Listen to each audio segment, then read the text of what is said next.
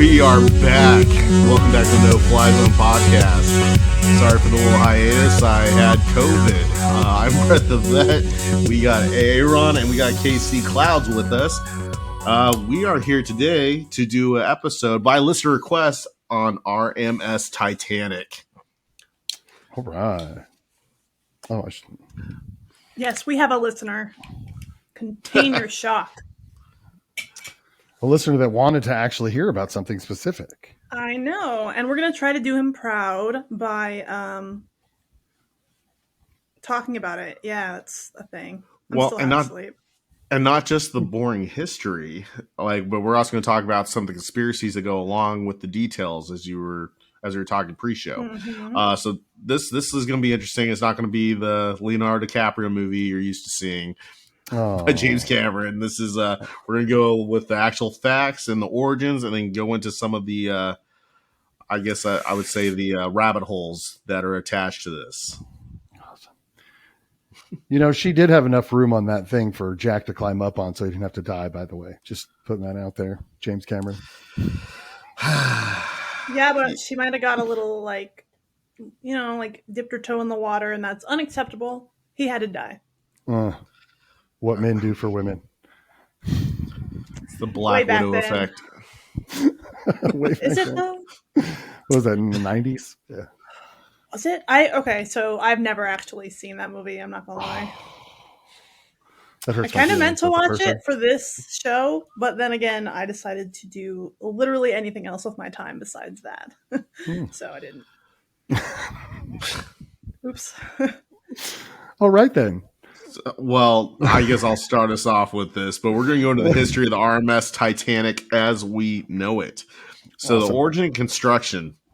In the early 1900s, the transatlantic passenger trade was highly profitable and competitive, with ship lines vying to transport wealthy travelers and immigrants. Two of the chief lines were White Star and Cunard. By the summer of 1907, Cunard seemed poised to increase its share of the market with the debut of two new ships, the Lusitania and the Mauretania. I have to stop you. It's a Cunard and it's the Mauretania. Do you want to just take this, Casey? Yeah, you know what? Just sit there and look pretty. I'm just going to put my dunce cap on and go to the corner. Okay, go ahead. Do it. I'm waiting on you. Which were scheduled to enter service later that year. The two passenger liners were garnering much attention for their expected speed. Both would later set speed records crossing the Atlantic Ocean. Looking to answer his rival, White Star chairman J. Bruce Ismay reportedly met with William Peary, who controlled the Belfast shipbuilding firm Harland & Wolff, which constructed most of White Star's vessels. The two men devised a plan to build a class of large liners that would be known for their comfort instead of their speed. It was eventually decided that three vessels would be constructed: the Olympic, the Titanic, and the Britannic. On March 31st of 1909, some 3 months after work began on the Olympic, the keel was laid for the Titanic. The two ships were actually built side by side in a specially constructed gantry that could accommodate their unprecedented size.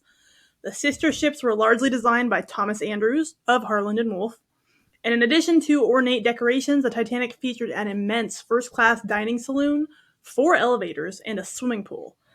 Its second-class accommodations were comparable to first-class features on other ships, and its third-class offerings, although modest, were still noted for their relative comfort. As to safety elements, the Titanic had 16 compartments that included doors which could be closed from the bridge so that water could be contained in the event the hull was breached. Although they were presumed to be watertight, the bulkheads were not capped at the top. The ship's builders claimed that 4 of the compartments could be flooded without endangering the liner's buoyancy at all. The system led many to claim that the Titanic was unsinkable. Dun, dun, dun, dun. Powerful claim. I know, God, you flew too close to the sun, Icarus. So following completion of the hull and main superstructure, the Titanic was launched on May 31st of 1911. It then began the fitting out phase as machinery was loaded into the ship and interior work began. After the Olympic's maiden voyage in June of 1911, slight changes were made to the Titanic's design. In early April 1912, the Titanic underwent its sea trials, after which the ship was finally declared seaworthy. As it prepared to embark on its maiden voyage, the Titanic was one of the largest and most opulent ships in the world. It had a gross registered tonnage, which is its carrying capacity, of 46,328 tons, and when fully laden, the ship displaced or weighed more than 52,000 tons. The Titanic was approximately 882 feet long and about 92 feet wide at its widest point. So it was really, really long and narrow. Yes. Very big for its time, though. Like one of its was the biggest they had built, right? Yeah. Huge. I mean, could you imagine that in the 1900s being one of those people to roll up on that ship, rich or not, and see a spectacular of human creation right in front of you? Like, I mean, I'm not going to lie. The images of the Olympic and the Titanic being built side by side are pretty... it's like you can hear someone tell you physically the size of the ship, and you're like, okay, big boat. But like seeing the images of how massive they actually were, and they literally had to construct things that didn't exist before in order to even attempt to build these ships. That's how huge they were. They were they like had to invent other things to invent this thing. Yeah. Wild. So that brings us to the Titanic's maiden voyage, ill-fated maiden voyage, which was April 10th of 1912. The Titanic finally set sail on its maiden voyage, traveling from Southampton, England to New York City. Nicknamed the Millionaire's Special, the ship was fittingly captained by Edward J. Smith, who was known as the Millionaire's Captain because of his popularity with wealthy passengers. Indeed, on board the ship were a large number of prominent people, including American businessman Benjamin Guggenheim, British journalist William Thomas Stead, and Macy's department store co-owner Eastor Strauss, and his wife Ida. In addition, Ismay and Andrews were also traveling on the Titanic. The voyage nearly began with a collision, however, when suction from the Titanic caused the docked New York to swing into the giant liner's path. After about an hour of maneuvering to prevent the accident, the Titanic was finally underway. On the evening of April 10th, the ship stopped at Cherbourg, France. The city's dock was actually too small to accommodate the Titanic, so passengers had to be ferried to and from the ship in tenders. Among those boarding were John Jacob Astor and his pregnant second wife, Madeline, and Molly Brown. After some 2 hours, the Titanic resumed its journey. And on the morning of April 11th, the liner made its last scheduled stop in Europe at Queenstown, Ireland. At approximately 1:30 p.m., the ship set sail for New York City. On board were some 2,200 people, approximately 1,300 of whom were passengers. That's a large staff on there. Like, if that's non-passengers, like... This is literally a luxury liner before luxury liners really were a thing. So this was, 900 staff? Like, that's an incredible amount of staff. I don't even think cruise ships do that nowadays. Nope. Well, you have to keep in mind, too, this is a steam-powered boat, right? So there's laborers on board. A shit ton of laborers. So the amount of people required to physically keep the ship running, not just to wait on people or to pilot or whatnot, the people below decks who actually had to keep shoveling coal into the engines to keep the steam going was massive. I'm not quite sure what the exact numbers are, but nowadays, obviously, that's not how ships run. Therefore, you wouldn't need all those people. Right. Man, if I could travel in time, if I was a time traveler, I would go back to this time to check this shit out. I just want to know what really happened, because doing all the research that I did on the conspiracies here, some of which seem to hold water. But there you go. Get it? Someone laugh. Thank you. I don't like your tone, Brett.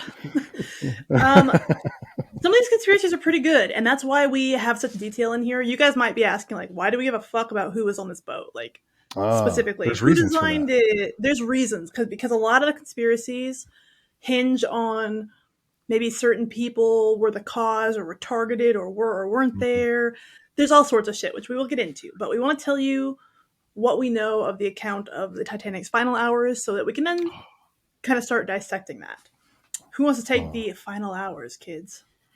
Oh, I'll jump in with some reading. I could use a little bit of that today. All right. So the final hours of the Titanic's journey. Throughout much of the voyage, the wireless radio operators on the Titanic, Jack Phillips and Harold Bride, had been receiving iceberg warnings, most of which were passed along to the bridge. The two men worked from Marconi Company, and much of their job was relaying passengers' messages. On the evening of April 14th, the Titanic began to approach an area known to have icebergs. Smith slightly altered the ship's course to head farther south. However, he maintained the ship's speed of 22 knots, which, by the way, is pretty fast at the time. At approximately 9:40 p.m., the Mezaba sent a warning of an ice field. The message was never relayed to the Titanic's bridge. At 10:55 p.m., the nearby Leyland liner California sent word that it had stopped after becoming surrounded by ice. Phillips, who was handling the passenger messages, scolded the California for interrupting him. That seems odd. Anyway, 2 lookouts, which, by the way, back then they had lookouts. For those of you who don't know, it's no GPS or satellites or anything. These guys literally watched the waters the whole time. 2 lookouts, Frederick Fleet and Reginald Lee, were stationed in the crow's nest of the Titanic. Their task was made difficult by the fact that the ocean was unusually calm that night because there would be little water breaking at its base. An iceberg would be more difficult to spot. In addition, the crow's nest binoculars were missing. Approximately 11:40 p.m., about 400 nautical miles south of Newfoundland, Canada, an iceberg was sighted and the bridge was notified. First Officer William Murdoch ordered both the ship hard a starboard, a maneuver that, under the order system then in place, would turn the ship to port left, and the engines would go into full reverse. The Titanic began to turn, but it was too close to avoid the collision. The ship's starboard side scraped along the iceberg. At least 5 of its supposedly watertight compartments toward the bow were ruptured. After assessing the damage, Andrews determined that as the ship's forward compartments filled with water, its bow would drop deeper into the ocean, causing water from the ruptured compartments to spill over into each succeeding compartment, thereby sealing the ship's fate. The Titanic would founder. By reversing the engines, Murdoch actually caused the Titanic to turn slower than if it had been moving at its original speed. Most experts believe the ship would have survived if it had hit the iceberg head on.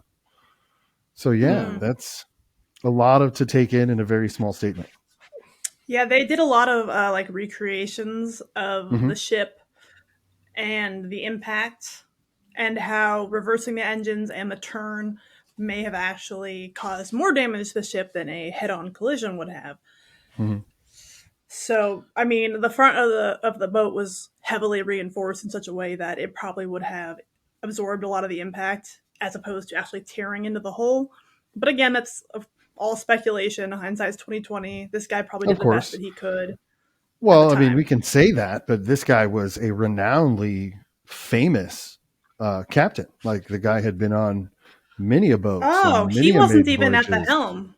Oh. No, he's drinking champagne with the million. No, yeah, he was a figurehead. This was the first officer who made this call. Oh, well, screw that guy then. I know. Well, yeah. I want to know which lookout pawned the binoculars. So, interestingly enough, there is, I don't remember if this ends up being in here. It might be later, so I might be jumping ahead. But apparently, the binoculars ended up locked into a cabin that was the second mate or first mate's, the original first mate or second mate's cabin, and they were locked in a box in there, and they were therefore were completely inaccessible to any of the crew members. Interesting. How did this happen? Well, I did see something, however, that did state because of how clear the night was, it was unconditionally clear, unnormally clear, that human vision over the binoculars were actually a better way for them to see the horizon, because the binoculars wouldn't have worked as well due to how clear the skylight was from the stars. Because of the reflection of the water and all of that shit. I mean, there's a lot of optical illusions that happen on the open sea. Mm-hmm. Mm-hmm. I don't know if you guys have ever been out on the open sea. I would assume so, based on your careers. It can be... what do they call that? I frequently go sailing across the open ocean to police the fishes. Hey, I'm just reaching. I mean, I went jet skiing in the Persian Gulf, if that counts. Oh, that sounds awesome. Take a lap. God. So you guys have never actually been on a cruise, like a cruise ship, like gone out or like a big ship? I make first responder money. You think I can afford a cruise? Oh, I read stories like this, and I'm like, I don't want to do this. Oh, I do. I love the ocean. I have been on 2 One as an older age where we actually crossed the equator. So we were out at the open sea for multiple days at a time. Oh. And I will tell you, it is incredibly, it makes you feel really, really small. Like the ship you're on is huge. These ships, cruise ships, are way bigger than the Titanic ever was, but you feel small and like very fearful. Like you could just fall over the edge. Like there's not a lot really holding you there. So you're like, oh, look at the ocean. Oh, I'm 30 stories up, and that's scary. So. Oh man, I hope I don't accidentally fall into the deep abyss of the ocean and never found again. That would suck. That's why they just booze you up so you don't pay attention to that shit. You just drink a lot. Yeah, I recently had something come across my social media where it's like, if you book during this time period, all first responders get free admission to this cruise. And I was like looking at it, I'm like, you should go. I should. Yeah, you guys ever get a chance? I mean, I know you've seen the movie probably Poseidon with a big rogue wave. We talked about that with the Bermuda Triangle, like takes the ship over. Like that stuff's pretty rare. Like go have fun. They're exciting. You just feel really small. I mean, I like watching Wicked Tuna. I mean, that's pretty fun. There you go. Just go on a fishing boat. Those guys for a few days. I bet I could fight a rogue wave. Oh yeah? But I'd win. You are a rogue wave. I mean, you ain't wrong.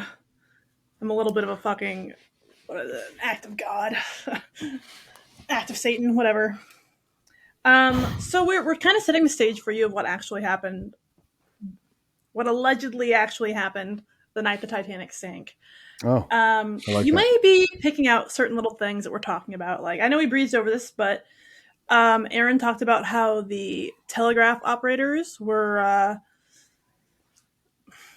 maybe not on their game. So here's the problem with this. The people who were contracted through the private company to run the telegraph machines were, first of all, it was a highly competitive job. Secondly, their primary focus was to act as basically a cell phone for the passengers and not to assist the crew of the ship in navigation or emergency response. So they were like a little telephone system at the beck and call of the passengers, who were all rich douchebags, right? So they wanted to brag to their rich friends on land that they were rich at sea. So they were sending these guys like stacks of telegrams to send to their little buddies and family at home. And these guys were focused on that as opposed to anything emergency services related, okay? That was not their focus. So there's probably quite a few little fuck-ups that happened here with the operators maybe not paying attention to distress calls or immediately kind of dismissing those out of hand because their focus, they weren't there trained to be emergency signal receivers. They were there to be the cell phones for the passengers who were very rich and paying them quite a bit of money. Well, here I thought that they were with, smoking with the cook in the backgammon room. Like, yeah. That's right. Yeah, they're all back there having a smoke. Playing backgammon with the cook in the smoking room. Is that right? What I said? No, you said that's what I thought. So I was right. You're dyslexic. Please get back to school for all of us. So we're going to talk about the SOS from the Titanic. Hey, what does SOS stand for, Brett? Do you know? Pop quiz. Speed of service. Wrong. It doesn't stand for shit. I love that you tried to say that with confidence, but like... Oh, that was good. Idiot. I mean, for QSRs, that's what SOS is. So. Yeah. That's a legit thing. I'm not making that up. Like, yeah. It's a retail thing. Wow, that is so fascinating. Okay, Smith ordered Phillips...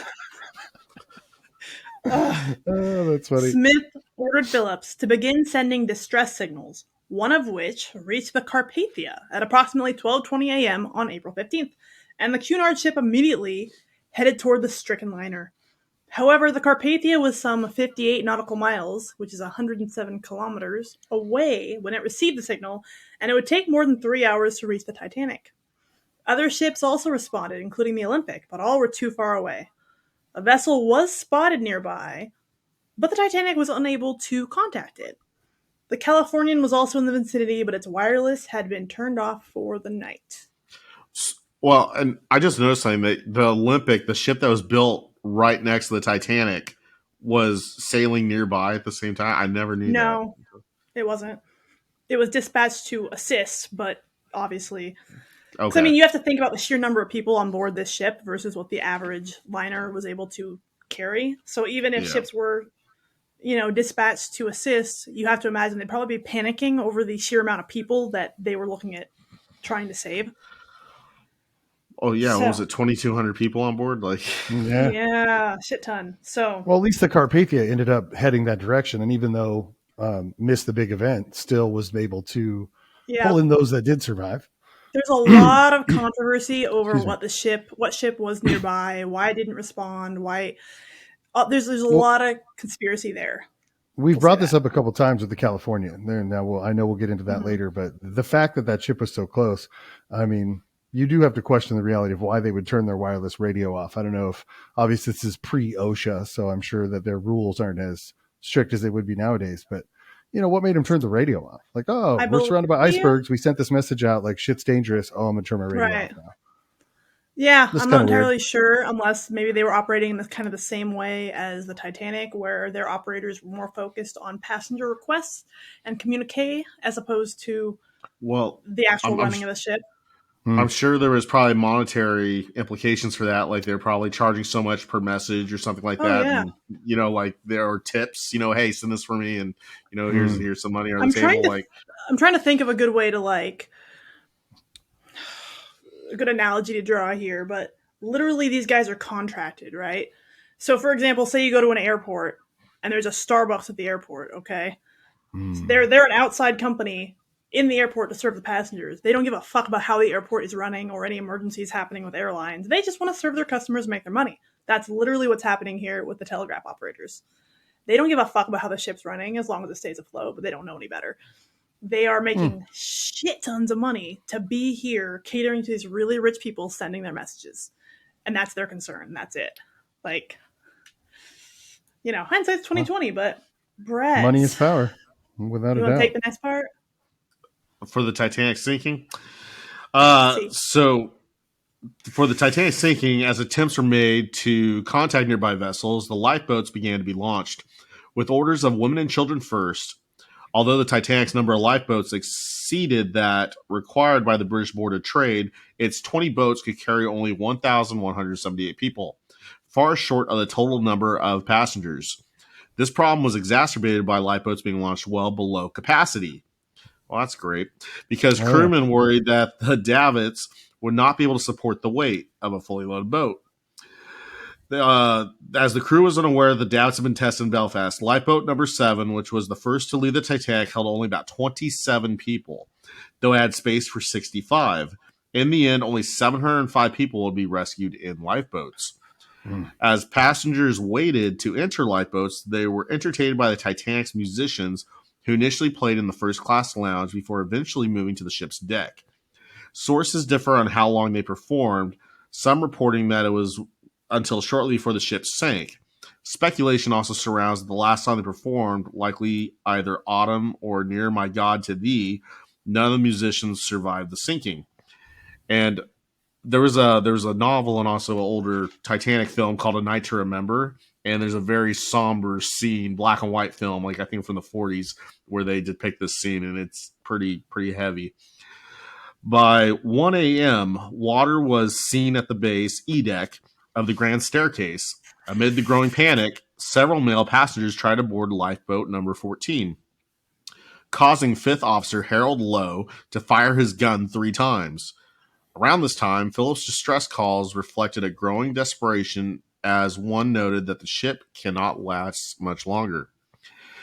As the Titanic's bow continued to sink, the stern began to rise out of the water, placing incredible strain on the midsection. At about 2 a.m., the stern's propellers were clearly visible above the water, and the only lifeboats that remained on the ship were 3 collapsible boats. Smith released the crew, saying that's every man for himself. He was reportedly last seen at the bridge, and his body was never found. At approximately 2:18 a.m., all the lights on the Titanic went out.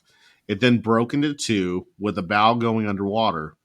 Reports later speculated that it took some 6 minutes for that section, likely traveling at approximately 30 miles per hour, to reach the ocean floor. The stern momentarily settled back in the water before rising again, eventually becoming vertical. It briefly remained in that position before beginning its final plunge at 2:20 a.m. The ship foundered as the stern also disappeared beneath the Atlantic. Water pressure allegedly caused that section, which still had air inside, to implode as it sank.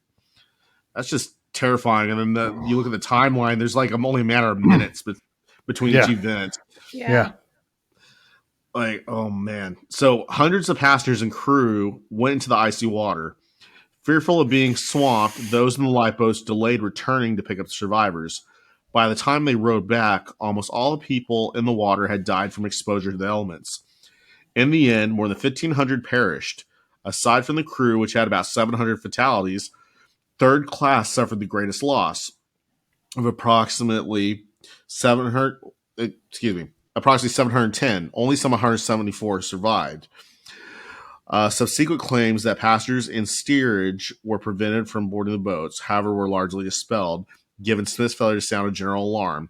Some third-class passengers did not realize the direness of the situation until it was too late. Many women also refused to leave their husbands and sons, while the difficulty of simply navigating the complex Titanic from the lower levels caused some to reach the top deck after most of the lifeboats had already been launched. Well, because you got to think, because at the time, first class would be at the top of the ship, or the bougie part, and then you got middle class, right? And then in the middle of the ship, that's where you're going to have like your standard class, and then probably your laborers and steam workers and all that. Yeah, and then third class, that's going to be at the very bottom. Yeah, you're in the bowels of the ship. To opinions based on movies and oh my god, it's the richest steamliner in the world. Most of the Titanic's profit margin actually came from third class, passengers attempting to the passage over the Atlantic.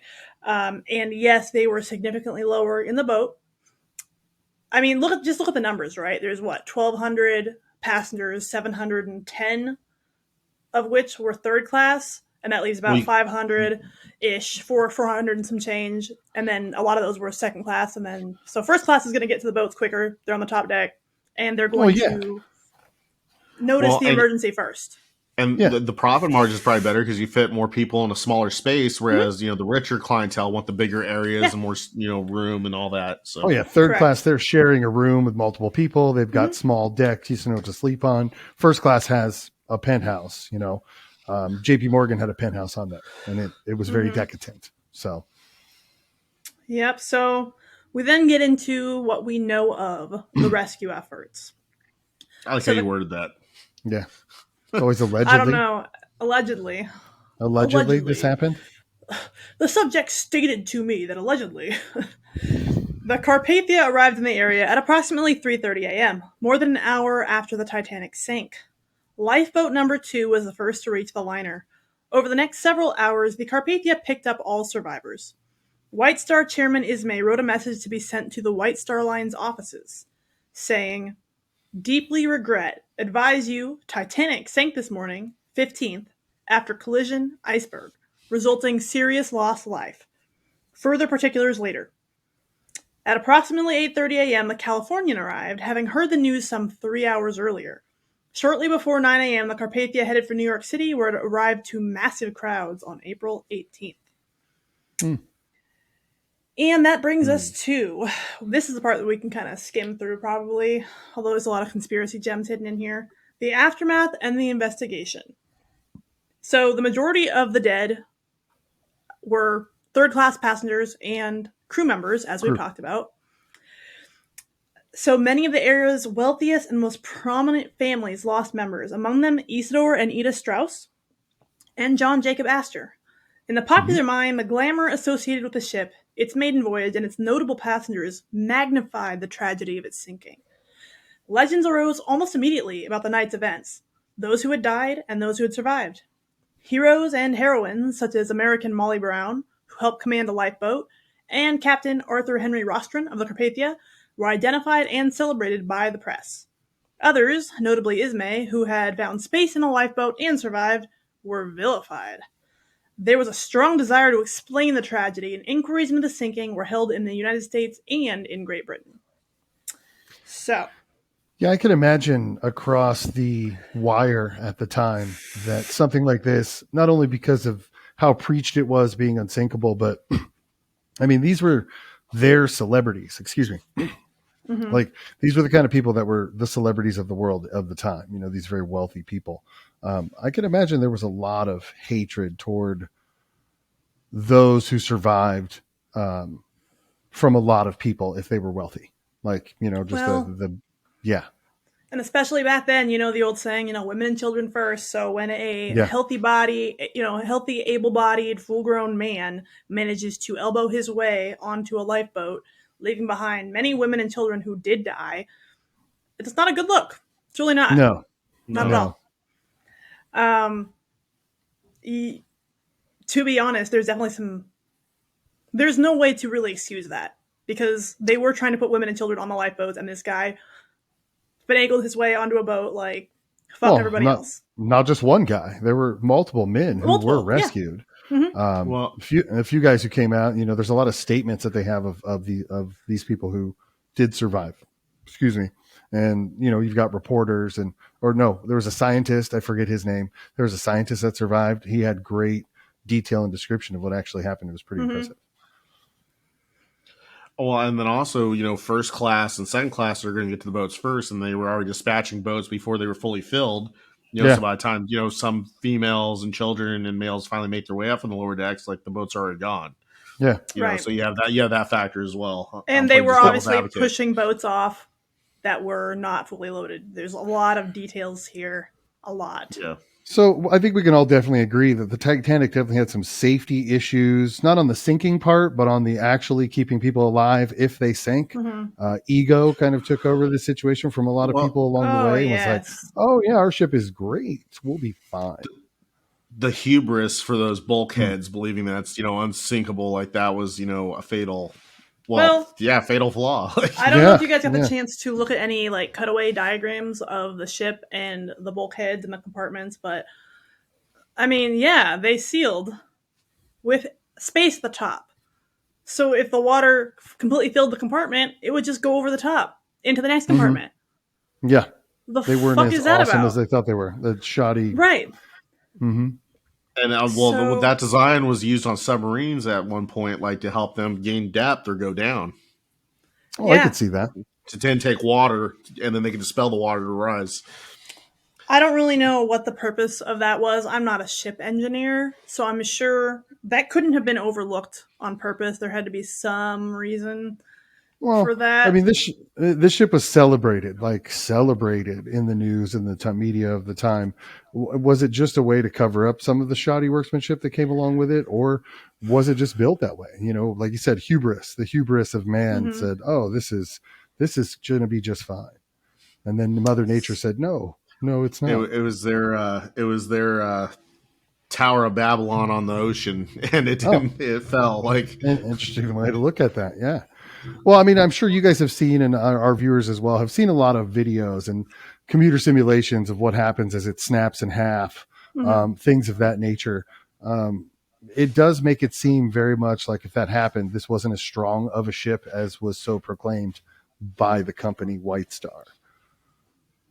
I mean, that's definitely true. It definitely was not all it was made out to be. But if you look at the headlines from this era, the early 1900s, yeah, they loved headlines. I mean, they're all tabloids, guys. Like, they're all, greatest in the world. Oh, my God, wonder of nature. Like, everything was really sensationalized. Big, giant capital letters. More than now. Yeah. Everything was crazy. Like, you imagine, like, World Fair, people like barkers, you know, screaming these crazy claims. Like, that's pretty much what headlines were back then. And people were... The unsinkable ship of greatness. It's going to make its maiden voyage. So, yeah, Brad. Well, I was just going to Aaron's point where he said that he's been on the open ocean and you feel small. Yeah. Like, you know what? Like, even if the Titanic was built super strong, it was great. I mean, Mother Nature is a bitch and she's going to win. Like, so, I mean, it's so in human nature to look at something like a force of nature, like space or the ocean, and be like, I'm better than that. You know what I mean? And then just to kind of willy-nilly go for this, like, daredevil kind of glory grab. How many climbers are dead on Everest trying to make their way to the top? I mean, dude, so many. But look at how many successes have come from the human race with that mentality in mind, where it's like, I want to reach better things. We did go to the moon, whether people believe that or not. You know, we did. obviously there's a whole bunch of shit there. That was human ingenuity at its finest. So, I mean, there's a lot of good in the ego that comes along with this. In this case, it just seemed like a lot of selfishness and maybe not quite the way it should have been. Hey, and I'm all for exploring and reaching for the stars and all that. I just think it's funny how like half-cocked people go off on their initial attempts to do this kind of thing, just to be the first, just to be cool.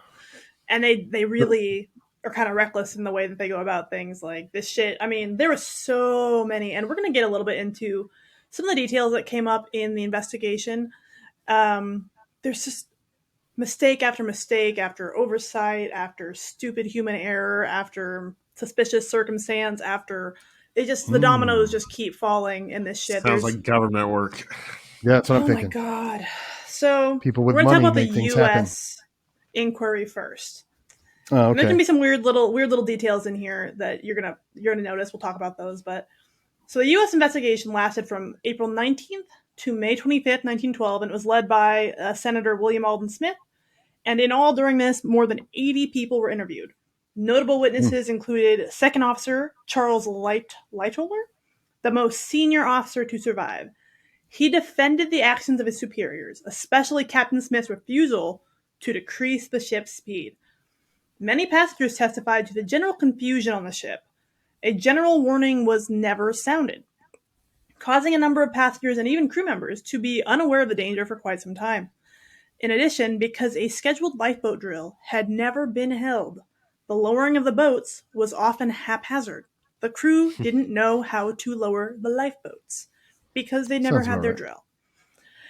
Perhaps the most scrutinized testimony came from the crew of the Californian, who claimed their ship was some 20 nautical miles from the Titanic. Crew members on this boat saw a ship, but they said it was too small to be the Titanic. They also stated that it was moving and that efforts to contact it by Morse lamp were unsuccessful. After sighting rockets in the distance, the crew informed Captain Stanley Lord, who had retired for the night. Instead of ordering the ship's wireless operator to turn on the radio, Lord instead told the men to continue to use the Morse lamp. By 2 a.m., the nearby ship had reportedly sailed away. In the end, the U.S. investigation faulted the British Board of Trade, to whose laxity of regulation and hasty inspection the world is largely indebted for this awful fatality. Other contributing causes were also noted, including the failure of Captain Smith to slow the Titanic after receiving ice warnings. However, perhaps the strongest criticism was levied at Captain Lord and the Californian. The committee found that the ship was nearer the Titanic than the 19 miles reported by her captain, and that her officers and crew saw the distress signals of the Titanic and failed to respond to them in accordance with the dictates of humanity, international usage, and the requirements of law.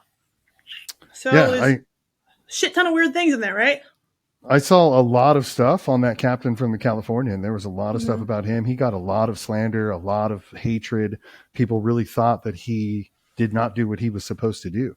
But he stood true by his story from what I read throughout the history stuff. Like he was just like, no, this is what happened. So we're going to get into the Californian a little more later on. So keep that in mind. So the things that you're hearing now, we're going to circle back to, especially as we dig into some of these. Not really. But you're definitely latching onto something that many people before you have also latched onto as strange and weird and odd.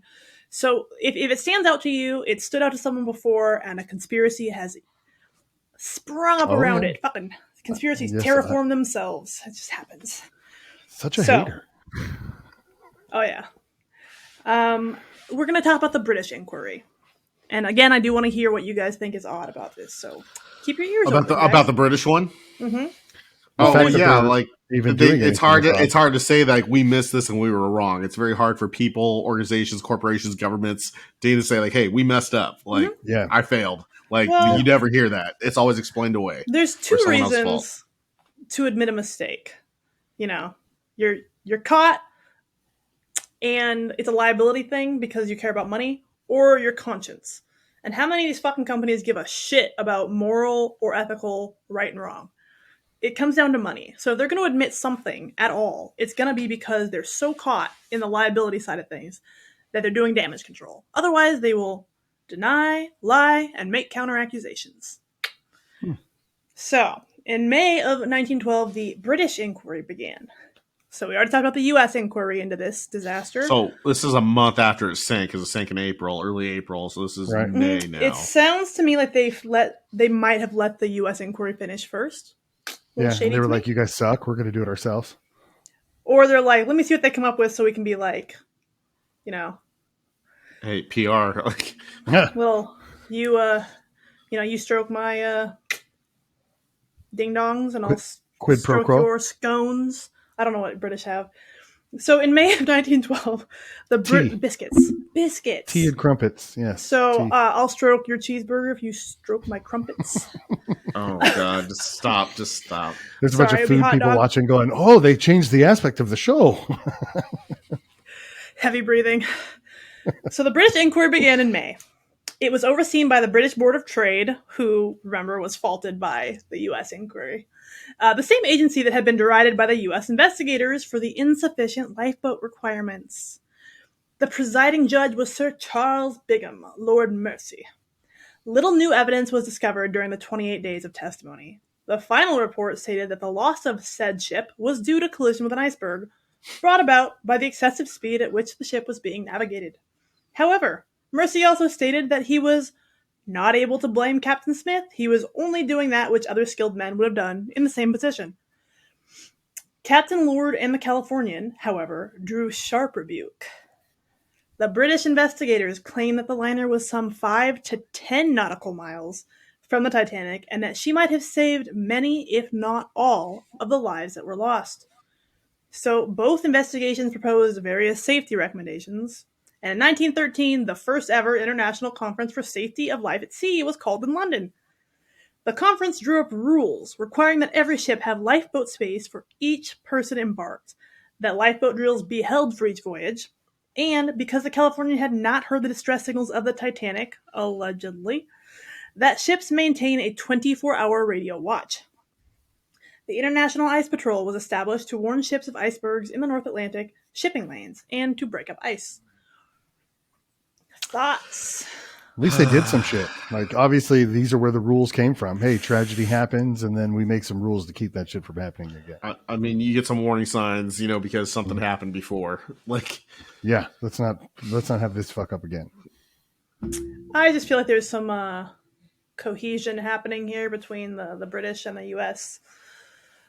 Well, they're both pointing their fingers at the Californian because it's easier to pin something. And that's called a scapegoat, ladies and gentlemen. A scapegoat. The Californians like, I'm sailing here, and they're getting blamed for this, and they're like, they showed up to help, and they're getting pinned by two different countries. So yeah, it's scapegoat. Like you said, no one wants to admit that they're wrong. So let's find the easiest plausible storyline we can put on the table to make the people of 1912 read it in the headlines and go, "Damn you, Californian! Oh no!" And then that changes all of their view to that point instead of exactly. And the Californian really takes the spotlight here. This actually falls kind of under our narcissist checklist on a grand scale. That was a great episode, by the way. Sorry I didn't make it, but that was great. I watched it twice. I was like, man, am I a narcissist? I might be. If you're worried you're a narcissist, you're not a narcissist. Oh, man. There. I was just if you have that concern. Because you're self-aware already. Yeah. Me Everybody over there check Googling, that episode out. It was am really good. I a psychopath? I've known a few. Anyway. So they scapegoated this. Yeah, they scapegoated this boat. I'm going to straight up say that. They scapegoated this boat. They scapegoated this captain. Yeah, it's... Yeah. Or did they? Let's find out. Yeah. So both the U.S. and British inquiries did almost nothing to end the speculation and debate concerning the sinking of the Titanic. So they did all this work, all these interviews, all this bullshit, came up with pretty much nothing. Particular focus centered on the Californian. Supporters of Lord, nicknamed Lordites, believed that the captain had been unfairly criticized. They held that a third ship, which was possibly the Samson, a Norwegian boat illegally hunting seals, was between the Leyland liner and the Titanic. That view eventually gained a lot of support. Crew members of the Californian did not hear rockets being fired, though the sounds would have been audible if the ship had been within the distance claimed by the U.S. and British investigators. In addition, people aboard the Titanic stated that a vessel was headed in their direction, which could not have been Californian, which was stopped at the time. While the true location of the Californian will never probably be conclusively known, many experts believe it was actually some 20 miles away and would not have reached the Titanic before it sank. However, Lord has continued over time to direct criticism for his failure to take more action regarding the distress signals, though to be completely fair, at the time this was pretty fucking standard. There just wasn't anything in place. I see your point. I mean, yes, it was very standard, but again, it's like one of those things where much for the guy. So, for example, you're on the fucking highway. Speed limit is 65. Everyone is going 80. And then you pick out a certain your car, and you're like, how dare you be going 80, endangering all of these lives when every single car is going 80. You see what I'm saying? Like, is it right or safe? No. But it's also, this is not the only person behaving in this way at the time. Yeah, I mean, even with the fact, like you said, hindsight's 2020. We've seen this over 60 years. People have studied it for years. At the time, they're just trying to make these quick assumptions to appease the public of something that was very tragic and very sad. And, they're trying to get stuff out there to calm the people down. So they're jumping to conclusions, and they're immediately taking what they see as that scapegoat of the Californian saying, hey, you could have saved these people. Hey, this is what happened. Don't look at Don't look at the man behind the curtain. Don't look at the Titanic, why it sank. Let's just look at why it didn't get saved. This was a time for these developing countries, coming out of the Industrial Revolution, like to keep national bravado, like they had to keep a certain optic for their populace, so like absolutely you need to scapegoat something. You can't 100%. admit that you guys messed up. Well, and if you realize that you put blame out there, White Star blames itself for an inferior product, all of a sudden your business drops and you lose money. And at the end of the day, and we can't have that happen to a developing country. Even then, follow the fucking money. Where's the money? Where's the risk of loss of money? Where's the risk of liability? Those are where your weak points are in any story, in any conspiracy, in any alleged, series of events.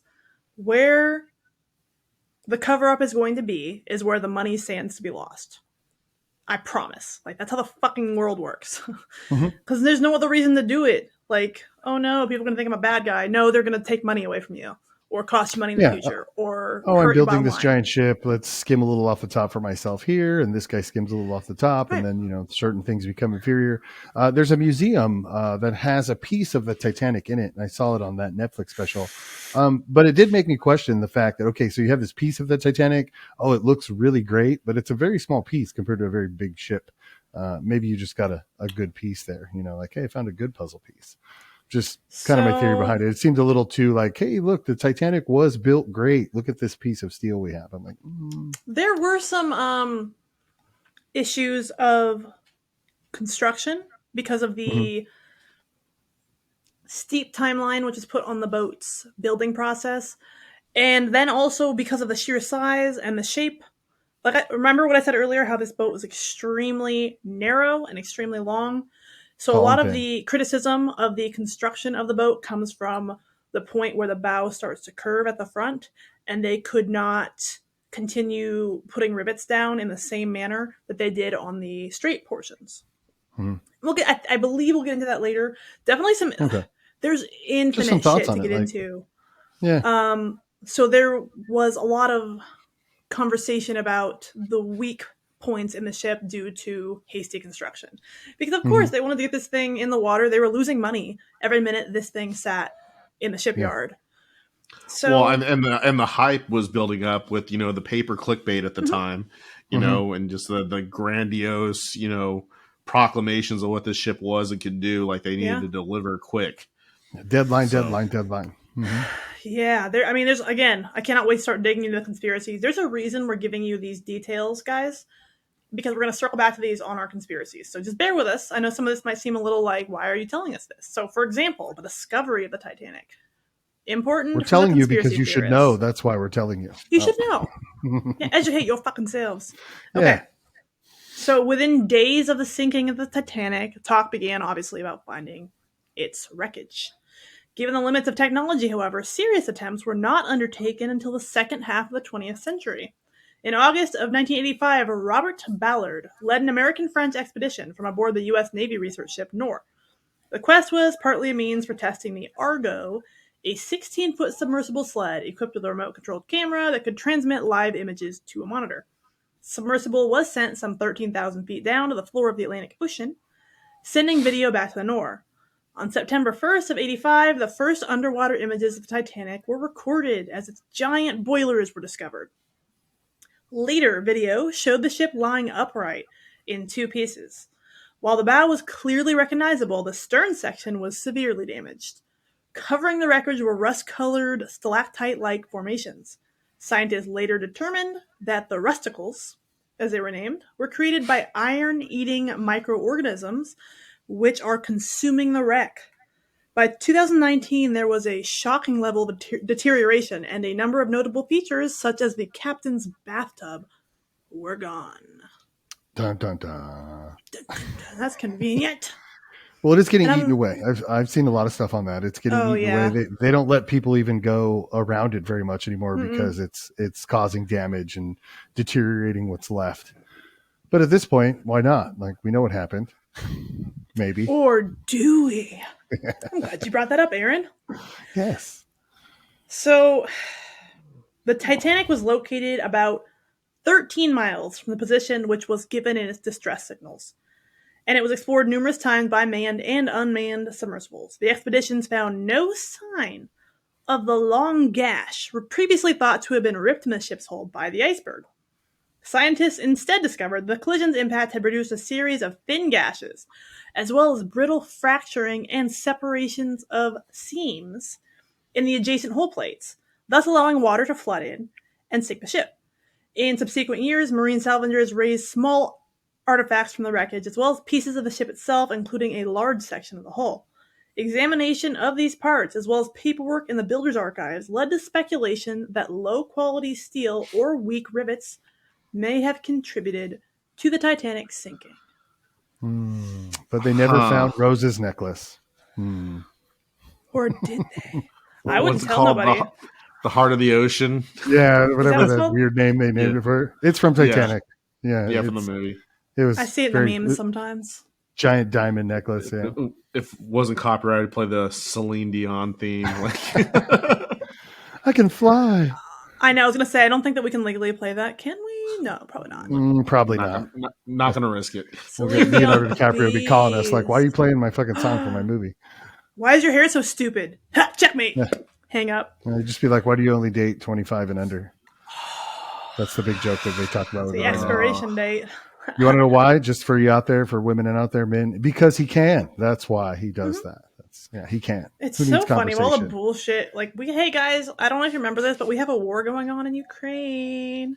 But we care about Leonardo DiCaprio's fucking sex life? Okay. Ooh. Like, I bet you it's vanilla. Oh my god. Missionary only. Or reverse missionary. You know what that one is, right? Sorry, Mr. DiCaprio. Maybe. Hey, Brett, do you know what reverse missionary is? No, I'm just thinking of DiCaprio doing missionary above a full-length mirror, like he's fucking himself. Like making deep eye contact. Man. He's fucking his Oscar. Interesting imagination you have there, Mr. Brett. Reverse missionary is where you go knock on the Jehovah's Witnesses' door and tell them about your Lord and Savior Cthulhu. I'm all about Cthulhu, so I'm in. Nice. God, how do you get women to sleep with you? So weird. Man. Okay, so we're finally going to get into the conspiracies because that's what you've been waiting for, and we had to lay the groundwork for you. So who wants to set sail on this one? I mean, I can. I feel like you guys have been going for a while. So the first conspiracy is marked by a controversial secret message. One conspiracy theory about Titanic has been floating around for years. First, it's important to note that the Titanic was constructed in the city of Belfast by the shipbuilding firm Harland and Wolff, which we discussed earlier. The conspiracy theory is that Catholic workers reacted in horror when the new ship's hull number 390904 was unveiled. The reason? If you flip 390904 upside down, it kind of looks like no Pope. As far as the theory goes, the Catholic workers saw this as blasphemy and worried that harm would come to the ship. But there are a number of big problems with this conspiracy theory, which Snopes has also debunked.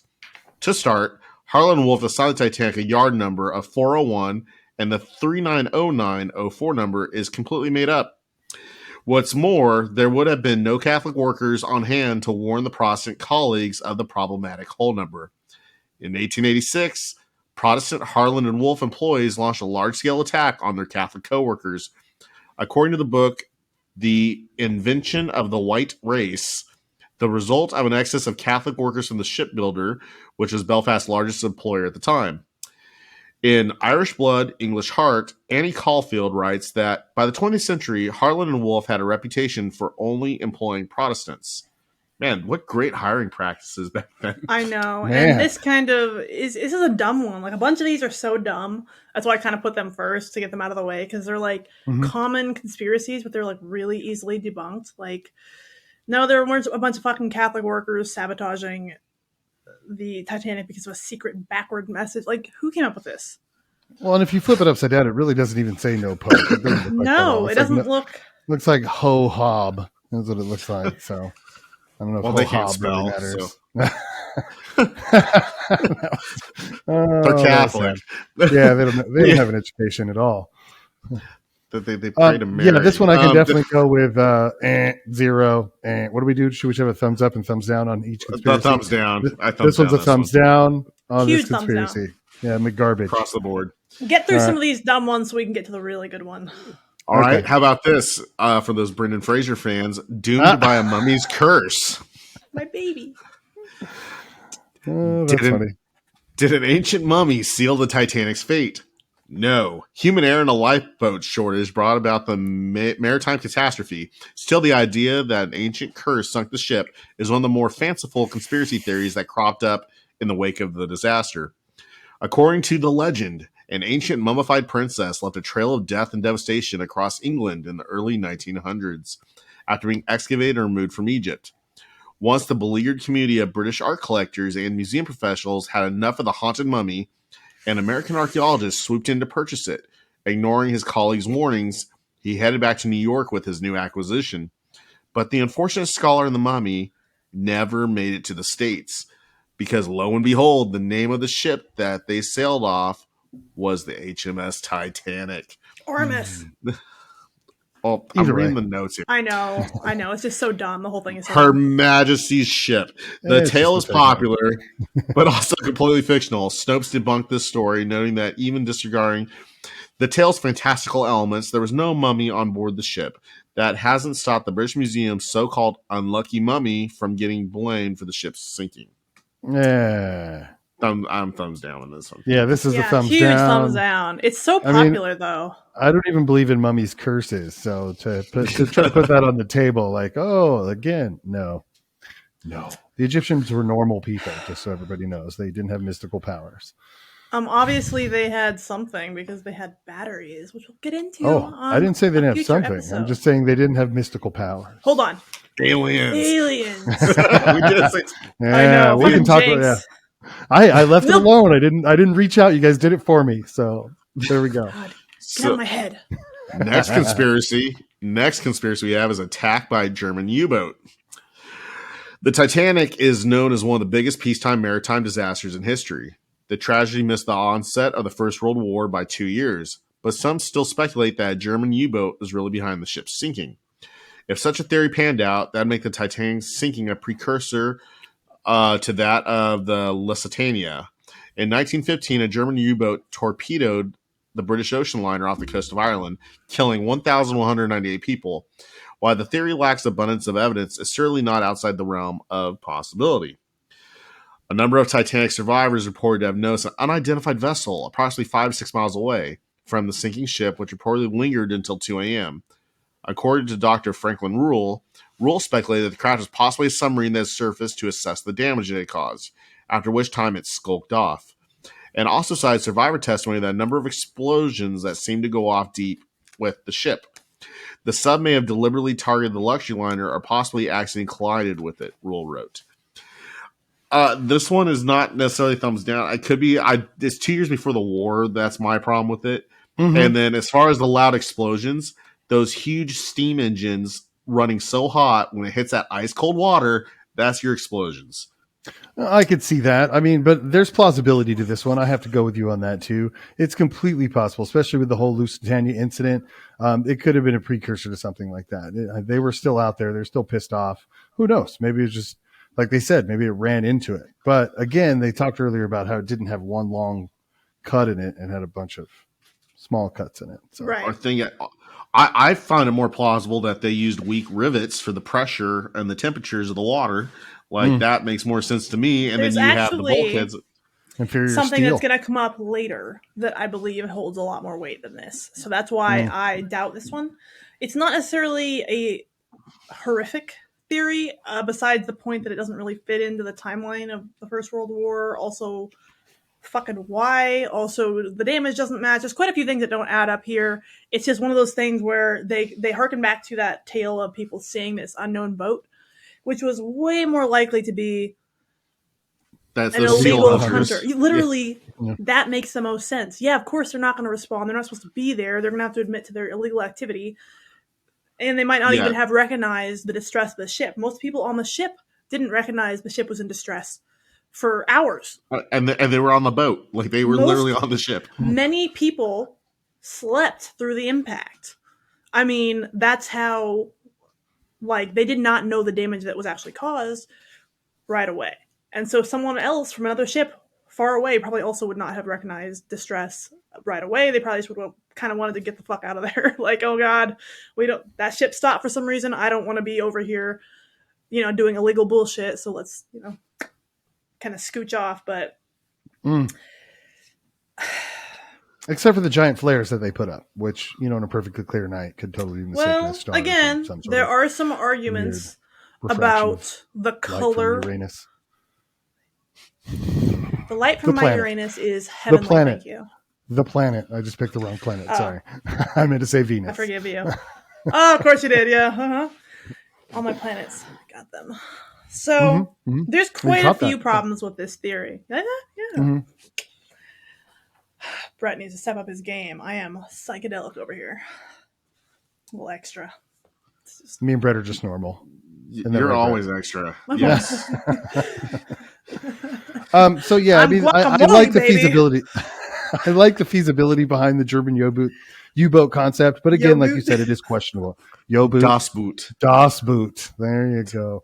But it is possible. That I have to say, this conspiracy is not a thumbs down. I'd give it more kind of a wobbly thumb. Yeah, there's a wobbly thumb for you. That's a new ranking standard that I. Okay, wobbly thumb. I like that. Wobbly thumb. I do like that. So, and they're going to go on to talk a little bit more about the damage, the way the boat was embedded in the sand. So there were some rivets that had popped off, which led to shoddy workmanship claims. I really want to get to the next one. There you go, Bret. All right. No, we don't have to read all that. We get it. So we can go to the possible German U-boat.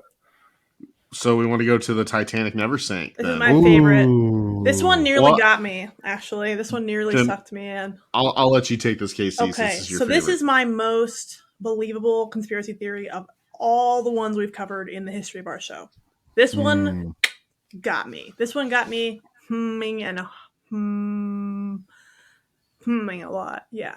So the nutshell version of this is that true believers, true conspiracy theorists, believe that the Titanic never actually sank and that one giant boat was switched for another giant boat for insurance money. Everyone seems to agree on one fact, which is that a ship really did sink in the icy waters of the North Atlantic on April 15th, and approximately 1,500 people died.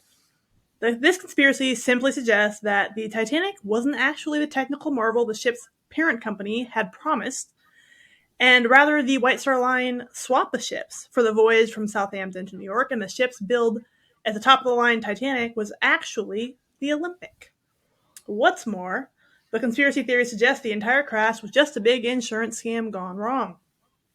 So as we mentioned earlier on, the British White Star Line had this extremely stiff competition going on, both across the globe and locally with the Cunard Steamship Company.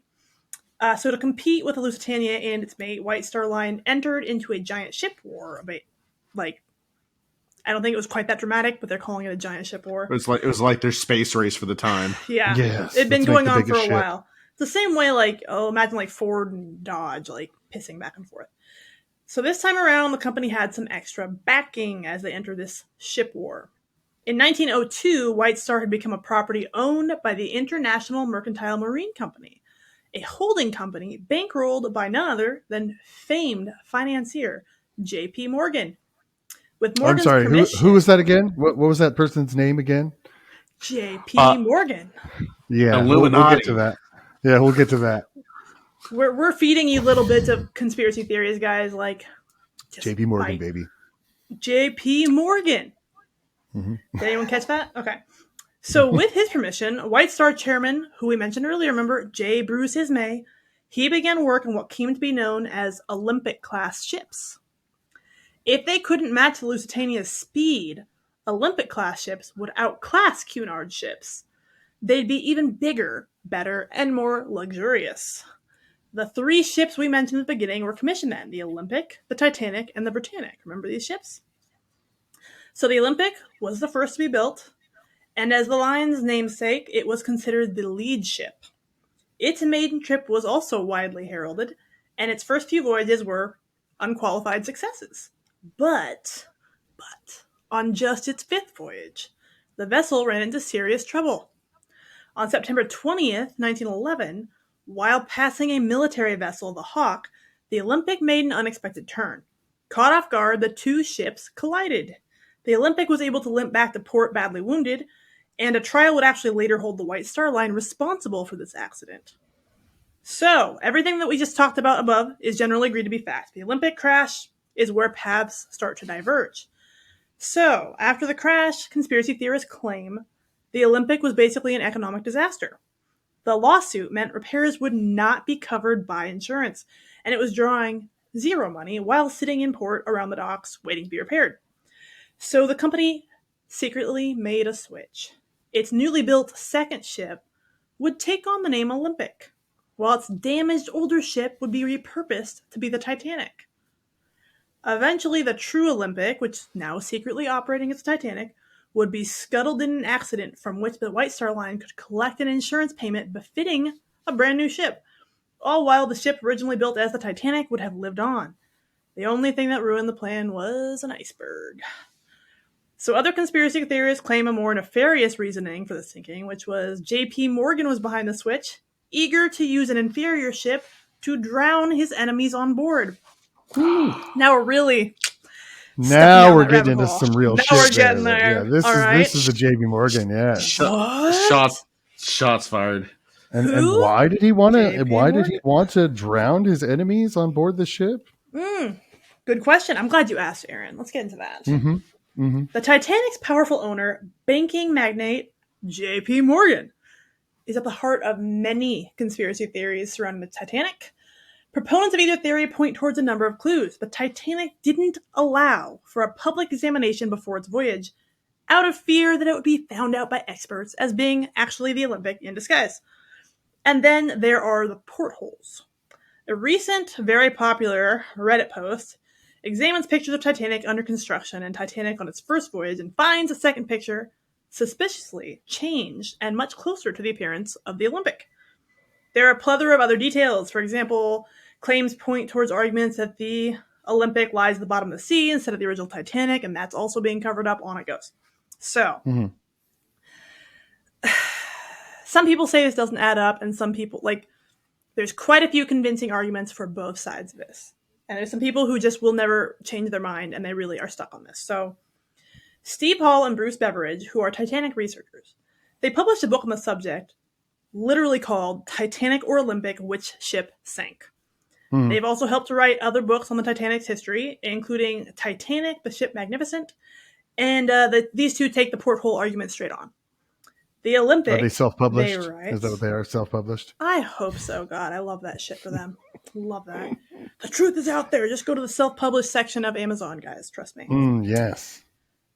So, they claim that while the Titanic was originally fitted with the same 14-hole arrangement on the port side, 2 additional portholes were later fitted in March of 1912. Do we know this for sure? Maybe they do, maybe they don't. I don't know. And then there's a historian. Feasible. But then it's again, feasible.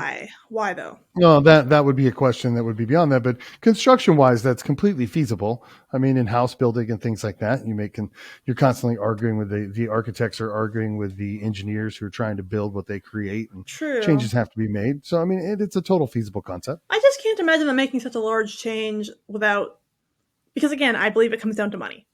So unless there's a significant financial gain to be made from what I can only assume is a significant financial investment in straight up adding 2 windows to the boat. Like, is this going to make me money or cost me money? It seems like something that would cost money and not make you any extra money. But also at a certain point, they have so much money that money's not an issue, and it's more just bragging rights. Like, I got 2 more windows than this other guy's ship.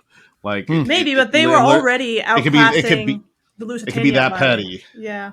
Well, so men are renowned to fight over size, and holes. So I'm sorry, I couldn't help it. You set it up. It was like a softball. I did. That was my fault. God. You can't be handing me gimmies like this and expect me to like behave and not.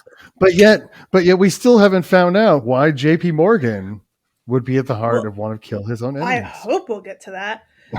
So I don't remember writing this outline. This was like 3 weeks ago. Holy shit, I don't remember what's in here. So there's just a lot of reasons that I love this conspiracy theory, but to do my due diligence, I also had to put in here's why maybe it's not true. I had to. As much as I love this one, and I think there's a lot of possibility here, I would be remiss not to give you the cons to the pros. So one of them, the insurance benefit claim, right? In 2005, he examined the insurance agreement for the Titanic. This guy did. That the ship would be intentionally sunk to claim the insurance benefits. Quoting Ismay, the Titanic cost $7.5 million and was insured for $5 million.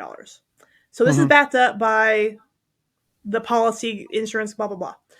So if there were a conspiracy, one would expect that the insurance policy would have been changed to cover the entire value of the ship.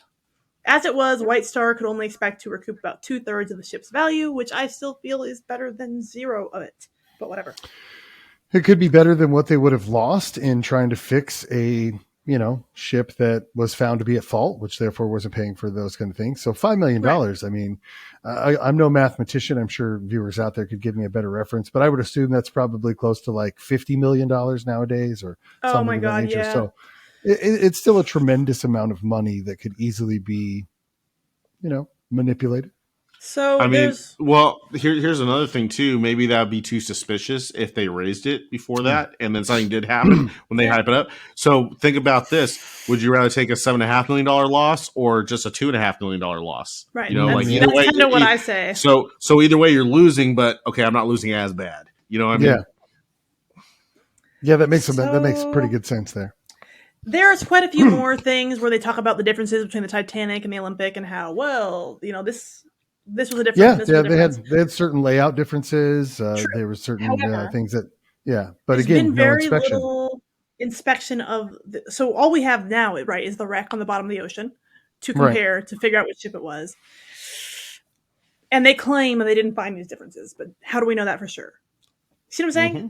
Like that's my biggest thing. Like I hate taking things at their word without investigating. This is not open to the public to go and look at for yourself, right? You're going to have to take. This is 13,000 feet at the bottom of the ocean. You have to take someone's. But I'm saying this is the exact reason to question things versus taking something at face value just because they said so. Like, no, I want to know why they say so and dig into it.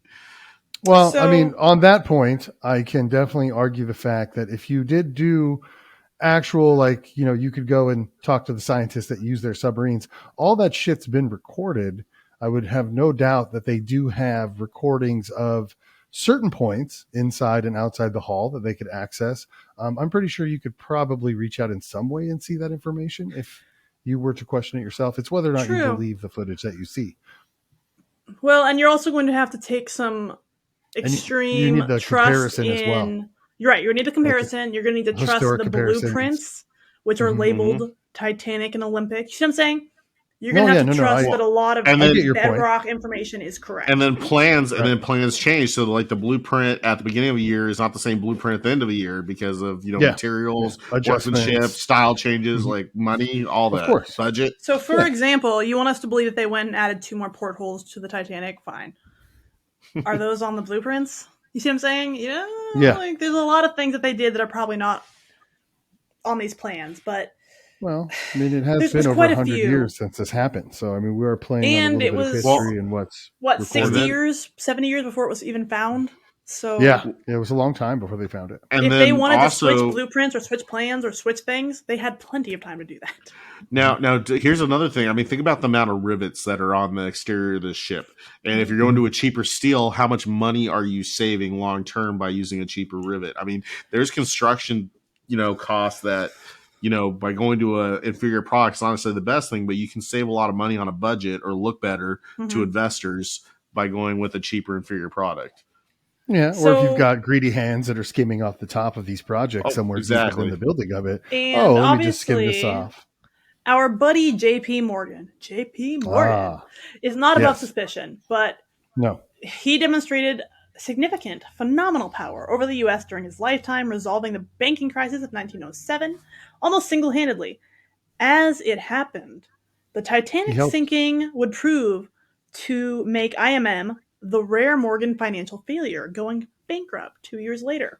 But in that incident, there was physical evidence, that Morgan was altering the monetary system. No concrete evidence the Titanic conspiracy, apparently, stands up to the evidence presented by the historians. And that brings us to our next J.P. Morgan conspiracy, which Aaron has been chomping at the bit for. And of course I've been chomping at the bit for it. So, Don, your conspiracy real quick, though. I mean, it's completely feasible. The money is completely feasible.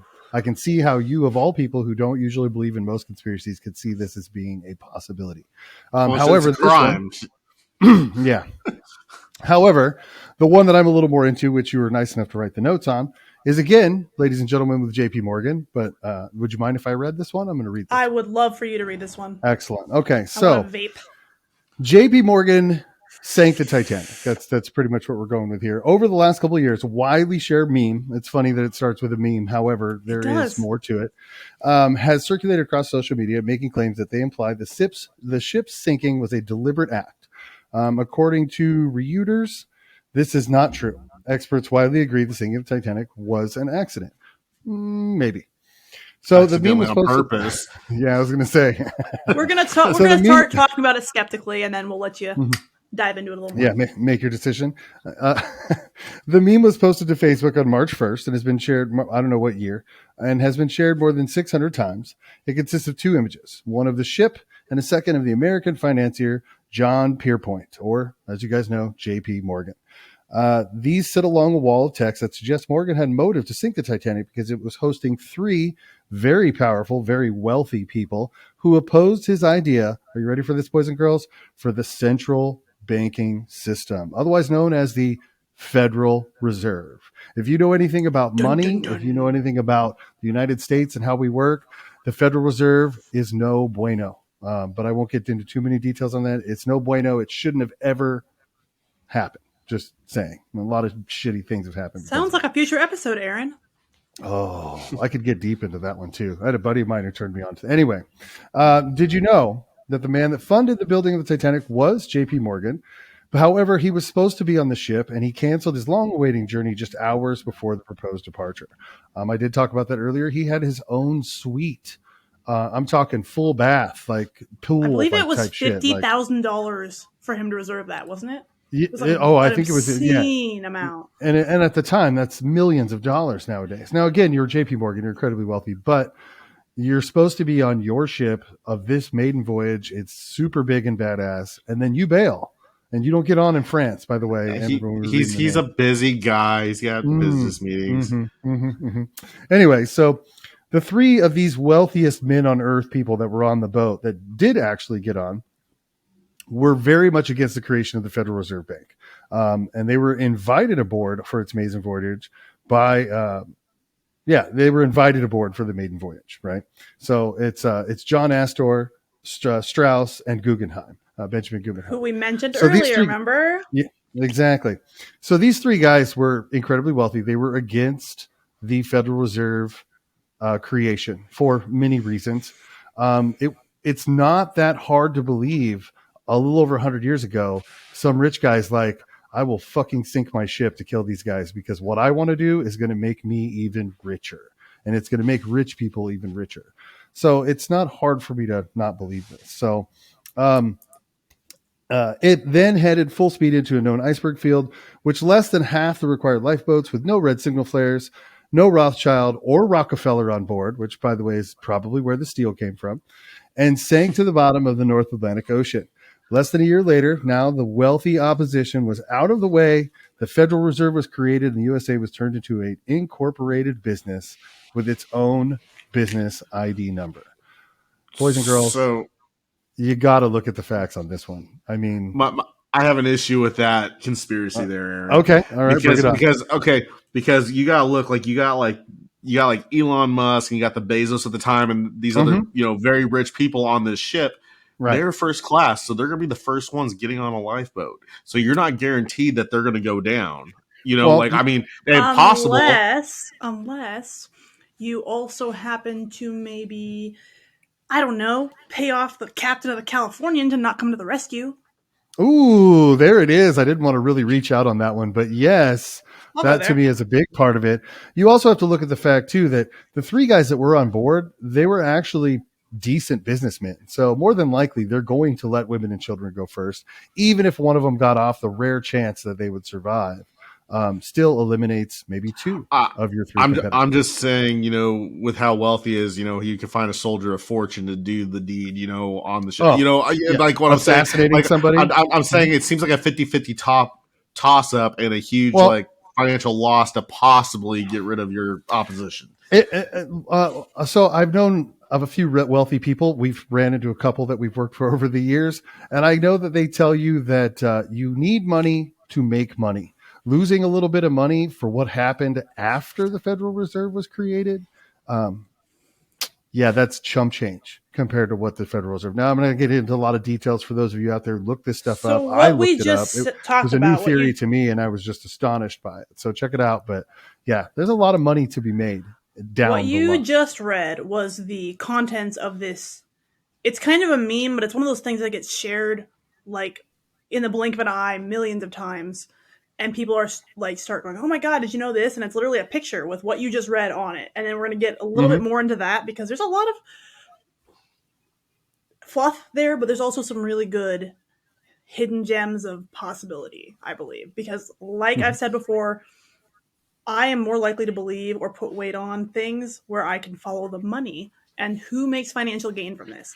So the one where the Olympic was sank instead of the Titanic, this one as well, there's quite a bit of money that very powerful people stand to make here. And that's why these hold weight to me. Or maybe that might be why he was willing to take a $2.5 million loss on the insurance because he's also losing some enemies, which he'd make that money back. Yeah, it's kind of a fucking double whammy. So now, whether it's each boat, I'm on the wobbly side with each boat on that one. Just to give you that, I'm not saying it's not finessey, but definitely using. I noticed that you had in our notes here or something. I'd seen using the weak boat by changing the name to guarantee an issue happening to the weak boat out at sea in an iceberg field.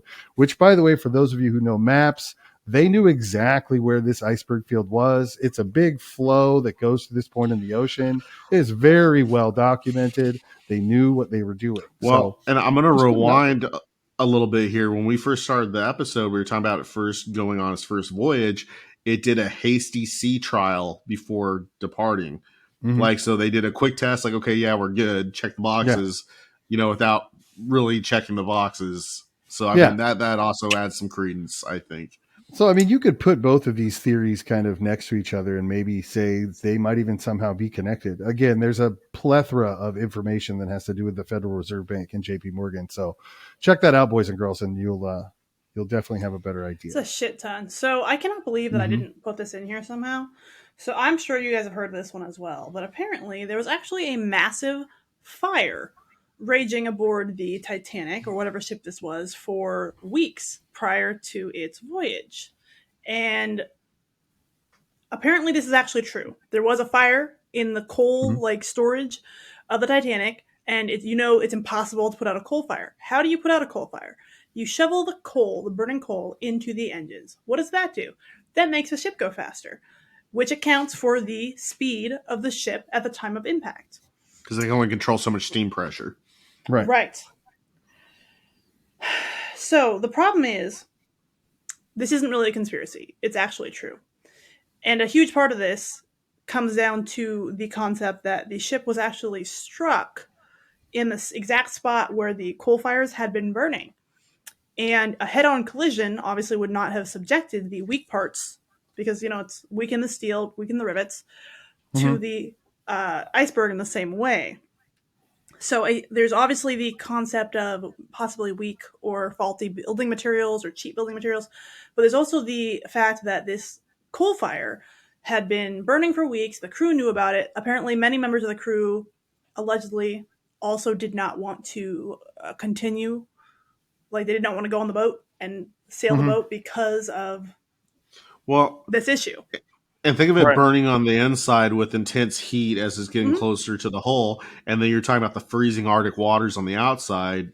That's a lot of stress on that steel. Heat on one side, freezing on the other side. I mean, yeah. And apparently there are historic photographs where you can actually see like a dark streak on the starboard side of the Titanic, about 30 feet long, where the fire was causing damage to the hull already. And again, there was strict instructions that the passengers not be told about this, obviously. And that can explain, too, the speed that they were going, and that can also explain why they didn't see the gash. Bruh, Did we lose where'd you him? go? At least it's a cool frozen version of him for those watching. Oh, there he is. He's back. What'd you say? Oh, I was saying, that could explain why they didn't see the huge gash impact, of a, iceberg. And, I mean, I don't know. That seems pretty plausible. It's actually unlikely that there was a giant gash ripped in the hull by the iceberg. What happened was it weakened the plates and caused seams to burst, where water then flooded the compartments, which were obviously not airtight, and leaked into other compartments. The ship then became so heavy on one end that it sunk into the water and then split in half because of the weight. Well, and that also explains the, full speed ahead, Mr. Murdoch. I mean, because you have a coal fire, you gotta, you can't put it out. You need to do the steam, so you're just like, hey, we'll just make record time and look better. Well, there was a rumor that the captain was attempting to set some kind of speed record, which was false. Well, he was not attempting to set the speed record because the ship was simply not designed for that. But you got to think he's taking wagers from a dick competition of millionaires on board. Like, oh, I bet you can't do this. Money or from someone associated with JP Morgan, and they're like, hey, drive this thing as recklessly as possible because we want it to sink. But he wasn't the problem even is that with that one, though, is at the time. So my only real problem with that story, which probably doesn't matter too much because I still tend to go in that direction, is that I don't know if you take money to die. Like, as a captain or first officer, some of these guys that didn't get off the boat, maybe somebody who got off the boat or was never on the boat set this into motion well before it ever got there. Like you said, the coal fire, where they were going. There's just a lot of reasons why this ship could have gone down. These two stories actually intermix nicely well when it comes to money. Correct. But I'm pretty sure that either way, it's more likely to me personally that these JP Morgan conspiracies are a bit more accurate than others. So one conspiracy, the one about, it was actually the Olympic and not the Titanic. The captain, whether this is true or not, the information given to the captain in order to get on board with this sinking of the Olympic thing was that the Californian would be conveniently waiting nearby to rescue everybody. And you're supposed to set off these certain colored rockets. And then the Californian saw the rockets, but they were the wrong color. So they said that must not be the Titanic. So that's a big part of that conspiracy, was that, don't worry guys, it's fine. Yes, the ship will sink, but nobody's going to die. We'll have a ship nearby conveniently waiting for you to come to the rescue and get everybody off, and it'll be totally fine. The ship will go down. It'll be a great story. It'll be none of your fault. But none of that ties into the happened. Insurance claim. So that's what I mean. Is that's part of the insurance claim or the insurance scam conspiracy? Is and that then you're not dealing with the liability of loss of life. Is that Captain Lord was intentionally nearby, waiting on the Titanic, and that the rockets sent off were the wrong color, and he then assumed that it wasn't actually the Titanic he was seeing. Well, And he wanted to wait him on Titanic. And that could also explain, because J.P. Morgan's ties, that could also explain why the U.S. and the British inquiry were very angry at the Californian. Yeah. Yeah. And they tried to use it as a scapegoat because there could have been connections. Because it could have been like, hey, like there was money tied to make this not be this kind of headline. So what do we think, guys? Stuff to think about. Well, money is the root of all evil. Yeah, I was going to say there's a lot on the table there. I did like real quick in your notes before we, boys and girls, it's not true to say that the United States is an incorporated business with its own business ID number. Let me just put that out there. That's part of something we wrote, and I noticed that you had it in your reserves. But the Federal Reserve Bank and the creation of the Federal Reserve Bank, I'm not going to get into all the reading about it, but please look into it, boys and girls. It's very, very bad. I didn't know it was very bad until I started reading more into it and realized how bad the creation of the Federal Reserve Bank really was. So, well, the Federal Reserve isn't even federal, so where the money is, there's a good start there. Shit. Yeah. Yes. So the reason that I put that in there is because the meme, the popular wall of information that is being spread around, again, while posing some extremely important and interesting points, it also ends with that claim at the end. With the USA was turned into an incorporated business with its own business ID number, and that lists the ID number. Fucking guys, do your research. Don't believe everything you read, please, especially on fucking social media. Anyone could write this and put it on a picture and be like, they don't want you to know this, and everyone's gonna go, and hit share. So yeah, but think about it too in our time in society. I mean, not to get into political debates or anything like that, but corporations do rule America a lot more than most people would even remotely think. And it's not just because they have money. They make decisions and have people involved and lobbyists and et cetera that climb that chain and but donors. It's all and because of money. So, but at the end of the day, yes, Bret was dead on. Money is the root of all evil. It is 100%. And it's what we need to survive. I like money. That's where conspiracy theories start to get me. I have to see somebody making significant monetary gain to either do this thing or cover this thing up or not do this thing. And I have to see some logical reason in which somebody makes a lot of money or avoids losing a shit ton of money for me to like perk up to a conspiracy theory. That's like why this one was damage so controls in effect. Yeah. Correct. Because that is how, not just how humans work, but how very powerful humans work. And money is everything. People will kill for it. People will do whatever for it. Current news, American Airlines is paying out, I think, $7 million in a class action lawsuit over luggage claims, and they're saying they did no wrongdoing, but they're still paying out $7 million. I love that. So it's like, I kind of think you did something wrong if you're paying out $7 million just to make you go away. Well, and money's what everybody chases in these situations. I mean, it could have been as easily as this could have been a total reality incident that was an accident that totally just had a lot of coincidences and etc.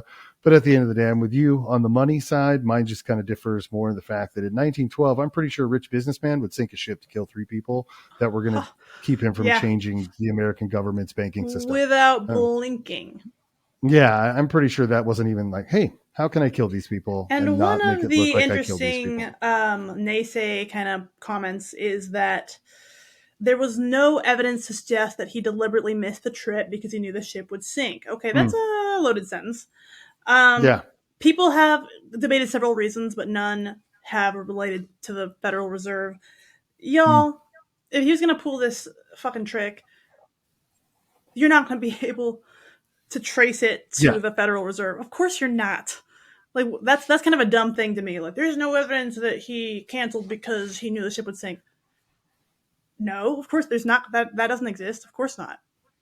No, this is a much bigger concept of conspiracy, in my opinion. Bret joked about Illuminati earlier, but to me, that's not a joke at all. There's a lot and have been a lot of powerful people throughout the years that have made many decisions that none of us as regular Americans have any freaking clue what they're doing. And when you have people like Rockefeller that wasn't on there, again, steel magnate, you have people like Morgan that wasn't on there, financials, these are all people that agreed in certain financial situations. I'm just saying, hard for me not to think that. I'm just saying, Wizard of Oz, what's behind the curtain? Like, it's different than what you're seeing. A bunch of old white dudes with a lot of money making decisions for the rest of the planet. There you go. Fucking say it again, Aaron. That's what I'm saying. And it might not be old white dudes anymore. Maybe back in the day, maybe they've diversified. They had some equal opportunity situations happen, but there are a handful of very wealthy people that run this world, whether you guys believe that shit or not. And I definitely think JP Morgan and them were part of it back in the day. I think this was full on assassination that took a whole lot of other people down too.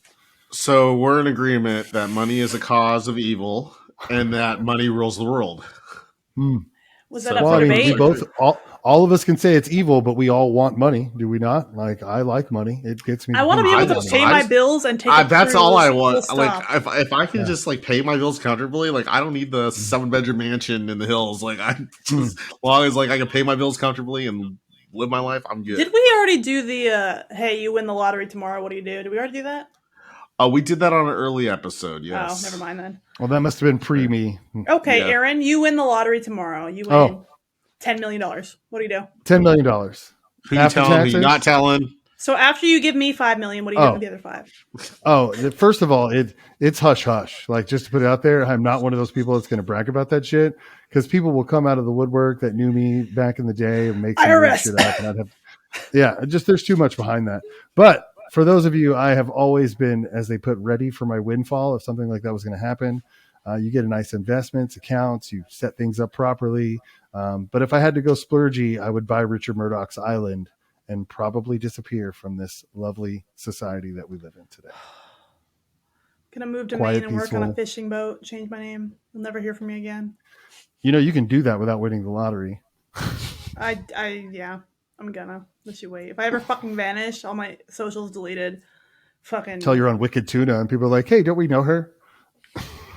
Brett's like, hey, there's my sister. I'll throw acid in my own face. I don't care. Like, I'll do whatever. I will commit. Burn off your own fingerprints. Like, yeah. Money can definitely be a powerful thing. Some of the best people can be. There's a statement. I'm probably screwing it up, but some of the best people can be changed by greed. So everyone has a price. Careful with that. Which I don't. Well, I think most people do. So, Titanic. So we can agree there was a ship. We're in agreement that it sank. We just don't know how it sank or the reasons behind it. Titanic was a boat. It floated and then it did not float. The end. Yeah. I'm summarizing with y'all. Like, that's all. There's a little theory that wasn't in the notes that I saw not too long ago, that it never sank at all. Not the switcheroo, that it was all one big lie. I saw that on some very incredibly ridiculous conspiracy stuff out there, that the ship never sank. It doesn't exist. Were you on InfoWars again? We'll just say it starts with a Q and ends with an anon, but it's very interesting you're gonna theory get that canceled. Someone's going to shoot me. It's a very interesting theory behind it that said it never actually sank at all. And it was just another situation like flat earthers. Abducted by aliens? Maybe they just took that shit. They're like, hey, you know what? This is a nice ship. Let's take this. It was in the Bermuda Triangle, so. A little touchback to all of our episodes before, ladies and gentlemen. Hopefully you have enjoyed. Guys, we have some really great and also some really shitty episodes in the past. If you want to go back and binge, watch my hair change, watch Brett's headbands change. Such fun stuff, guys. Oh, yeah. I wouldn't say they're shitty, though. I liked all the episodes, even the ones I'm not on. The one I hate is the Fort Hood episode. I just hate the quality of it. I feel like there's a bunch of technical issues. And then we were just sitting there fucking reading, all boring. It was so boring. Oh, I'm sorry, guys. If you listen to that, we'll redo it someday. Brett has brought that up a couple times of bringing that episode. He seems to be frozen again. He always freezes in really great positions. Oh, there he is. He's like, I'm the frozen pose. I prefer him frozen. We were talking about the episodes that have been done, and I was saying that there are really great episodes. She was saying some of them were bad, and she brought up the Fort Hood episode that you had, and I had said that you had brought that up a couple times about redoing that episode. For those of you out there who haven't checked it out, check it out. It wasn't that it was bad content; it was just poor quality because we didn't know we were still figuring out what we're doing, and we're now adequate, I think. But when we were first starting, we're like, "Hey, this is a record button." Oh, this is how we plug in our microphone. And by us, I mean me. So if it goes right, it's my fault. If it goes wrong, it's definitely Brett's fault. I think there's a lot of valuable information in a Fort Hood debate, that's for sure. So if you guys ever did that, I'm always down for stuff like that. And that one was kind of personal to me because I was there that day. Like that was just weird. Like really, you were there the day it happened. I was doing the EIB lanes, expert infantry badge. I didn't know that. So, that's crazy shit, dude. Like that's what made it look. And so the perspective was different because the base got locked down, cell phones won't work. Like we didn't know what was going on, and we had to turn our weapons. Like, and we didn't know till like 10 o'clock at night. Like once it was like really settled down. But yeah, it was really surreal. Being back from Iraq, first deployment, and then doing training for the infantry lanes, and then it wasn't a normal day. So man. That's crazy, bro. You've been in some crazy shit. I will definitely give you that. But anyway, the Titanic, hopefully the viewer out there, whatever, Ian, right? No, Ian, what was his name that wanted this episode? Hopefully we have done well for you. Ian. Yes. Ian. What do you think? Hey, I know a guy named Ian. Oh my God. Tell him to change his name. Yeah. I don't really have any good Florida man headlines. I was kind of looking for one. I don't really have one. I think we should leave them alone with their recovery and send our best wishes. I know the most recent one was that a Florida. Hold on, it was like about the fucking hurricane. It was like, missing Florida man tried to ride jet ski to the Bahamas despite ongoing hurricane. Oh, see, that's a good one. I mean, he's out there. That's he's YOLO. Like he's gone.